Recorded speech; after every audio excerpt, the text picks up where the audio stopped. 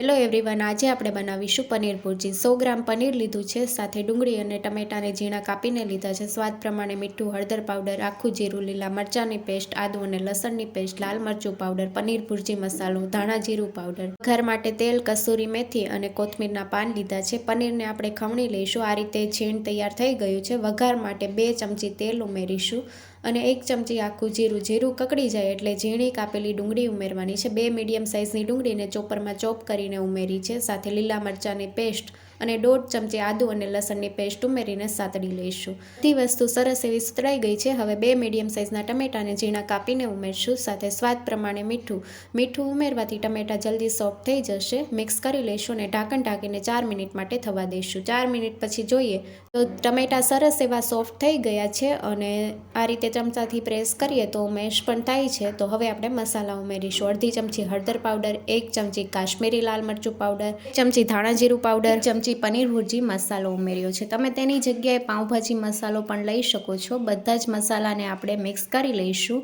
અને હવે મસાલાને 1 મિનિટ માટે થવા દઈશું। તો અડધો કપ જેટલું પાણી ઉમેરીને આપણે તેલ છૂટું પડે ત્યાં સુધી કૂક કરી લઈશું।